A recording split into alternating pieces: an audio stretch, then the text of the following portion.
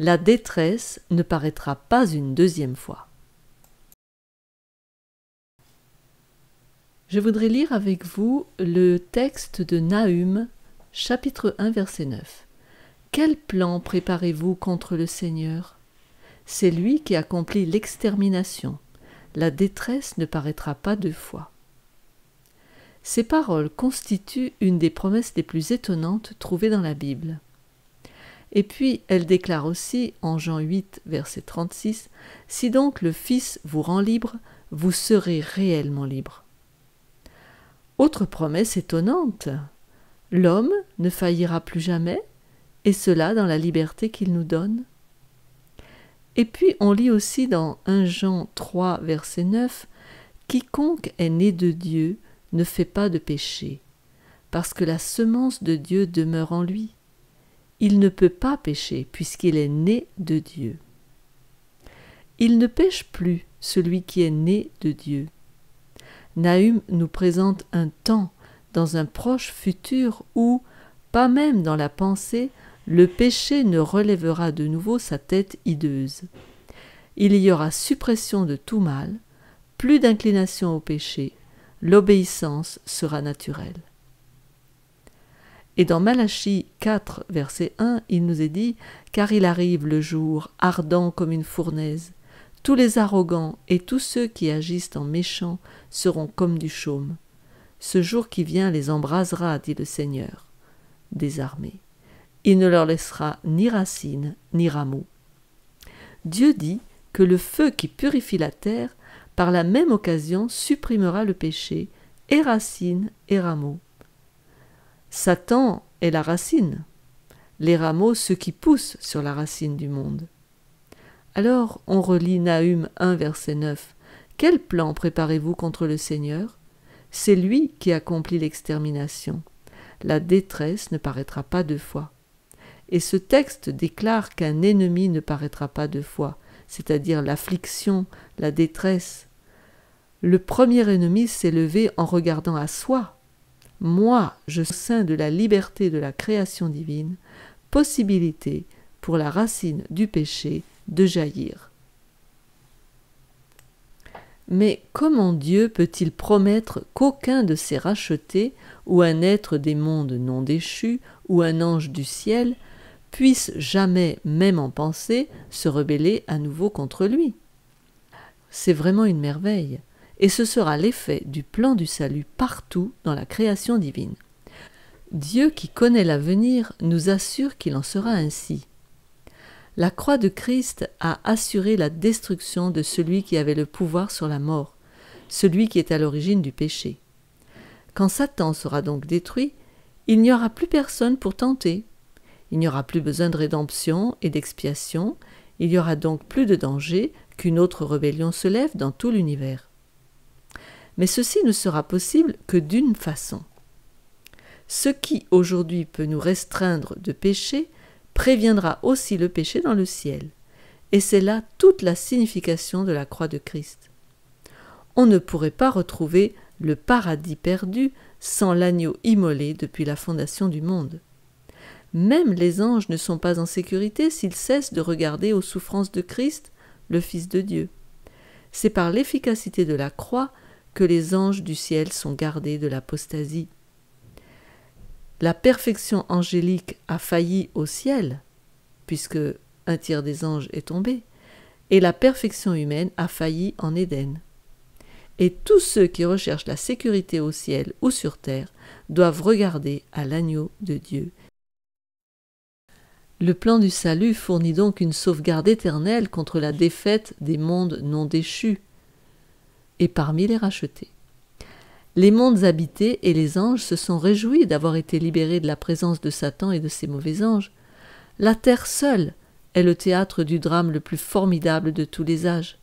Ses habitants sont enfoncés dans le péché ou la culpabilité. Mais pour beaucoup, le péché, c'est pas excessivement mauvais. Sa nature mortelle ne leur apparaît pas aussi maligne. Nous pensons que nous pouvons laisser son influence envoûtante nous accompagner jusqu'au moment d'entrer au ciel. Alors, nous la laisserons tomber. Peut-il en être ainsi ?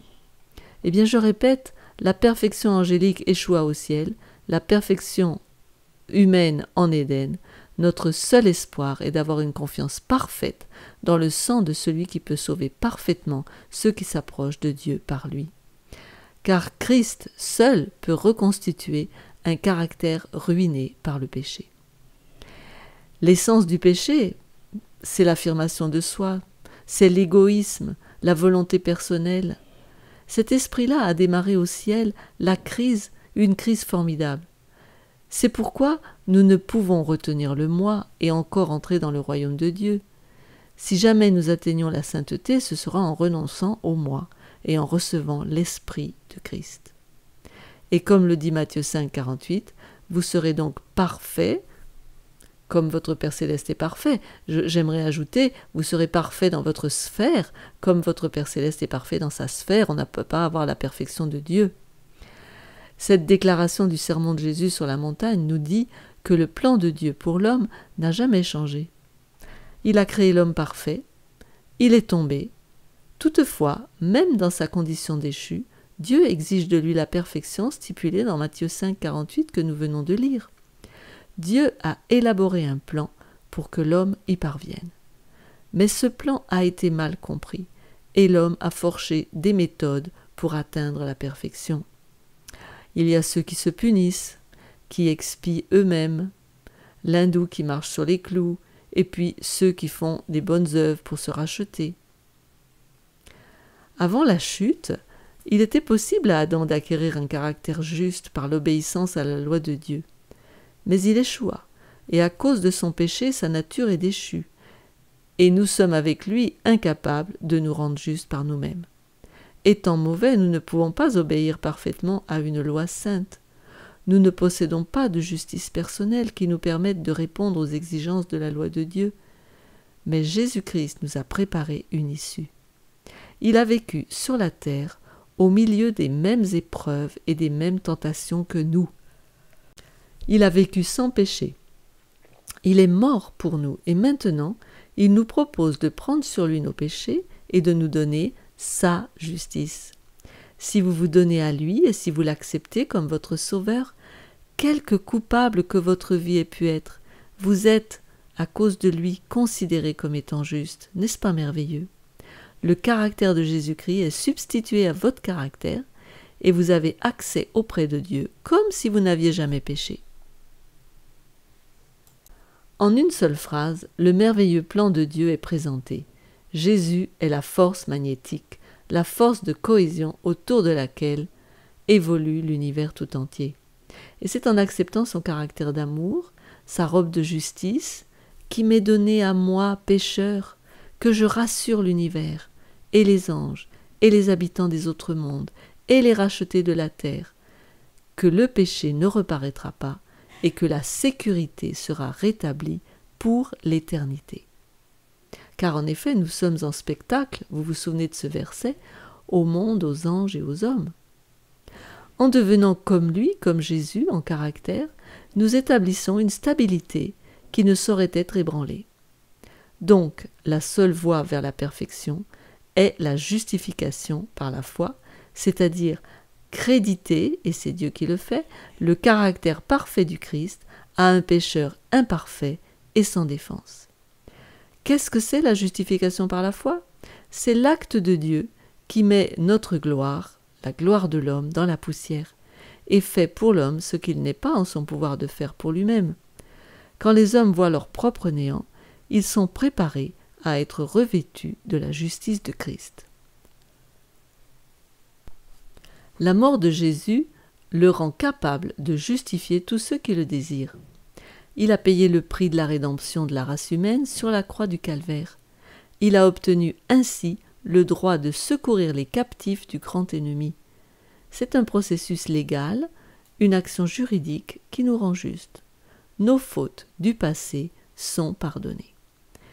Comme il est dit en Galates 2,16, sachant que l'être humain n'est pas justifié en vertu des œuvres de la loi, mais au moyen de la foi de Jésus-Christ, nous aussi nous avons mis notre foi en Jésus-Christ afin d'être justifiés en vertu de la foi du Christ et non par les œuvres de la loi, car personne ne sera justifié en vertu des œuvres de la loi.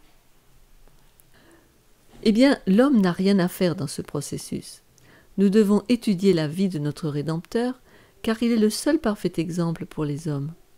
Nous devons contempler le sacrifice infini du calvaire et considérer le caractère excessivement scandaleux du péché et la justice de la loi. Enfin, c'est pas scandaleux la justice de la loi. Nous devons considérer la justice de la loi aussi. Vous sortirez raffermis et ennoblis d'une étude concentrée du thème de la rédemption. Si on est animé d'une conviction totale, on témoignera devant les hommes du caractère de cette loi qui a été manifestée par la mort de Christ sur la croix. Cette loi est sainte et elle ne peut pas être transformée. La nature maligne du péché, la justice de Dieu, sera justifiée pour le croyant en Jésus sur la condition de son obéissance future au statut du gouvernement divin dans les cieux et sur la terre.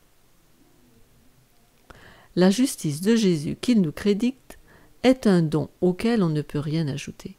C'est là où la nature humaine est tentée de croire que cette perfection ne peut être nôtre à moins de faire quelque chose pour la développer. Il est vrai que c'est un travail éprouvant et pénible pour l'homme, mais il ne faut pas confondre le travail de Dieu et la part de l'homme. La sanctification est le processus qui définit notre travail. C'est simplement remercier Dieu continuellement pour le don de sa justice à un indigne pécheur. Donc vous avez compris, le premier élément, le pardon, c'est la justification par la foi. On accepte Christ comme notre sauveur et il nous crédite sa justice. Et la sanctification, par contre, c'est un processus qui dure toute la vie, qui fait que nous remercions Dieu continuellement pour le don de sa justice à un indigne pécheur. Et comment il le fait? En permettant à Dieu d'œuvrer en lui, donc d'œuvrer dans ce pécheur, selon sa volonté et son bon plaisir. On demande à Dieu de nous aider à lui obéir. C'est faire une confiance totale à Jésus, c'est abandonner le moi, c'est se soumettre à lui.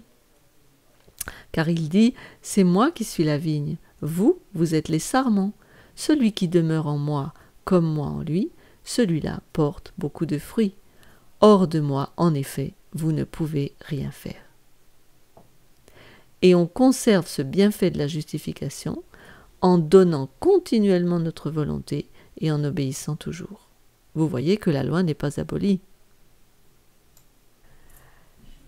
Quand notre âme fait au Christ une reddition totale, une puissance nouvelle s'empare de notre cœur. Il se fait alors un changement que nous ne pouvons accomplir par nous-mêmes. Il s'agit d'une œuvre surnaturelle qui introduit dans notre nature un élément surnaturel. Quand on s'abandonne au Christ, c'est Christ qui devient notre forteresse et il occupe cette forteresse dans un monde en révolte. Et il ne tolère aucune autorité rivale. Une âme ainsi gardée par des agents célestes est imprenable aux assauts de Satan. Notre seule défense contre le mal consiste à faire régner le Christ dans nos cœurs en ayant foi en sa justice. Nous n'avons pas de justice, c'est lui. Il faut que nous croyions que lui a été juste et qu'il nous donne sa justice. À moins d'être unis à Dieu d'une manière vitale, nous ne sommes pas capables de résister aux effets pernicieux de l'égoïsme, de l'indulgence pour soi-même et de la tentation. Oui, on peut bien renoncer à quelques mauvaises habitudes, se séparer momentanément de Satan, mais on sera finalement vaincu si on néglige d'entretenir une communion vivante avec Dieu en se soumettant à chaque instant. Donc, il faut constamment écouter la voix de celui qui parle dans le cœur et dans la conscience. C'est la perfection, c'est un accomplissement divin révélé dans la vie de Jésus sur cette planète. Sa vie révèle une confiance parfaite, une dépendance totale vis-à-vis de son Père, une soumission totale à sa volonté. Vous vous rappelez quand il était au fond du bateau, en milieu de la tempête, il était tranquille comme tout, il savait qu'il avait confiance en son Père et si son heure n'était pas venue, eh bien rien ne pouvait lui arriver.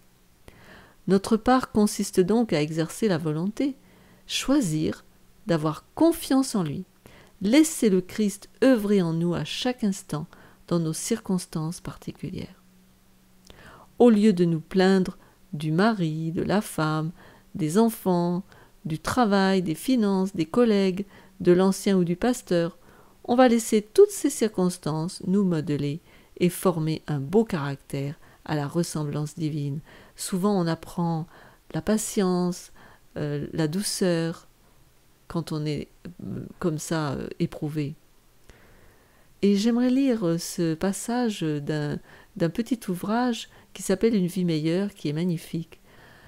Le Père entourait son Fils de sa présence, et l'amour infini ne permit rien qui ne fût pour le bien du monde.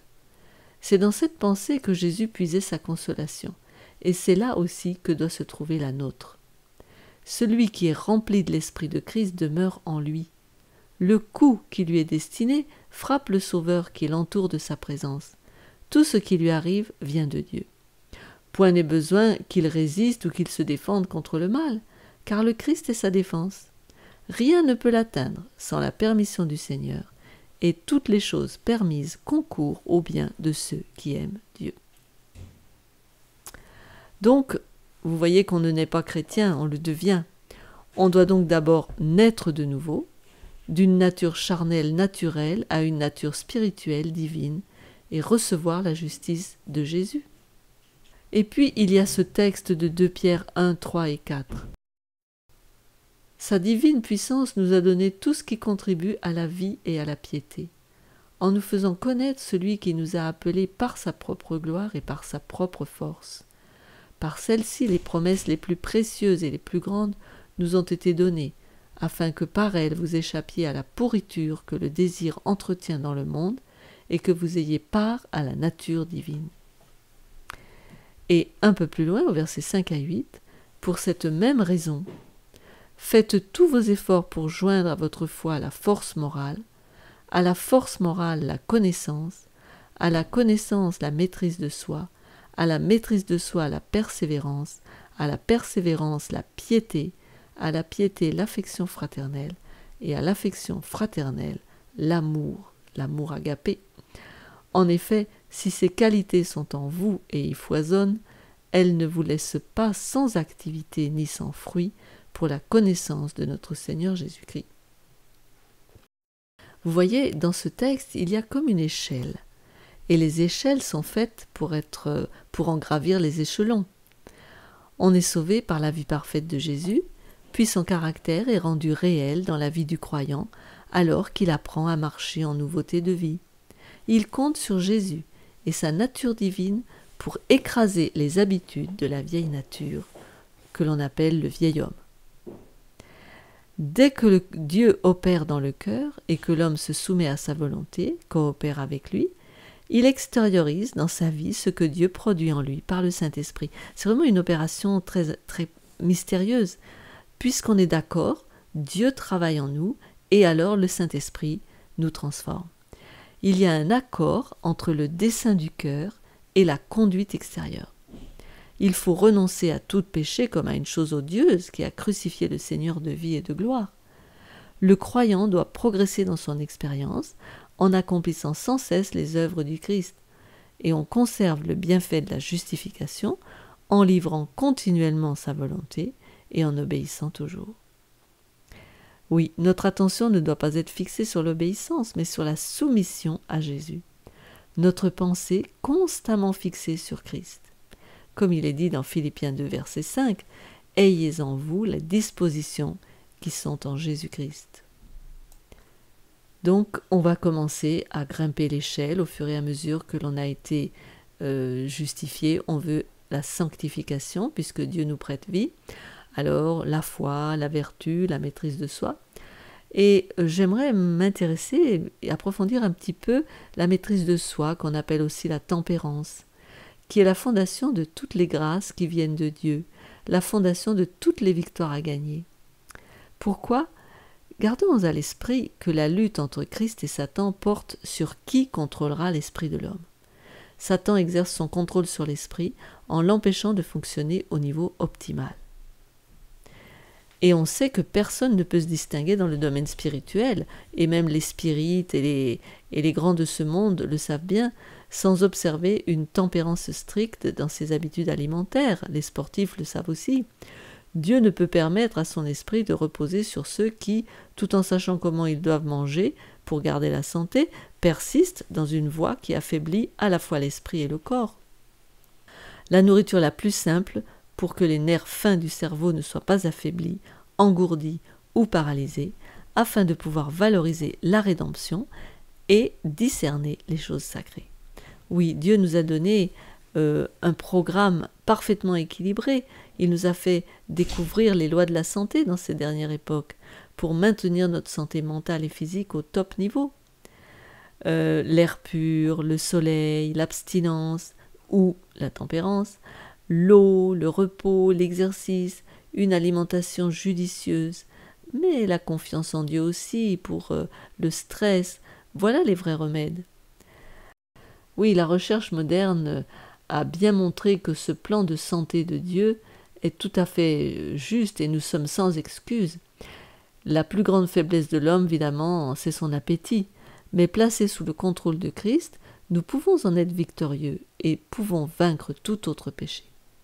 Le pouvoir du contrôle de l'appétit s'avère être la ruine de milliers de personnes. On a dit souvent qu'on creuse sa tombe avec ses dents, alors que si on avait conquis sur ce plan, on aurait eu assez de force morale pour gagner les victoires sur toutes les autres tentations. Notre problème est le doute, ou plus exactement, le vouloir connaître le pourquoi des plans de Dieu. Pourquoi ceci? Pourquoi cela? Pourquoi est-ce qu'il faudrait manger ceci ou pas cela? Il nous suffit de croire ce que Dieu nous dit et laisser les pourquoi jusqu'à ce qu'il choisisse de nous les révéler. Nous devons faire face à notre problème d'appétit. Quelqu'un à côté de nous est puissant pour sauver et il mettra notre appétit sous contrôle. Il suffit que nous lui donnions notre volonté et la victoire sera nôtre. Alors, chers amis, voulez-vous ce nouveau ciel et cette nouvelle terre? Moi je le veux aussi. Ils sont nôtres d'ores et déjà. C'est à nous de tendre la main, d'ouvrir le cœur pour laisser pénétrer Jésus le Rédempteur. C'est ma décision. Ce sera la vôtre, si vous voulez. Laissez-le moi, la volonté personnelle. Laissez le grand jardinier greffer sa nature parfaite sur moi, sur vous, le rejeton, la branche sauvage. Quand les rameaux seront greffés sur le cep de vigne, alors la racine et les rameaux de l'ennemi disparaîtront. C'est le texte qu'on avait lu dans Malachie 4, verset 1. Et tout sera prêt pour le grand festin. Jésus viendra prendre ce qui est à lui. Il pourra en toute sécurité repeupler le ciel, puisqu'un tiers des anges avait été jeté hors du ciel, et repeupler ce monde d'êtres parfaits qui n'auront aucun désir que la détresse paraisse une deuxième fois, selon ce que nous avait dit Nahum, verset 9 du chapitre 1.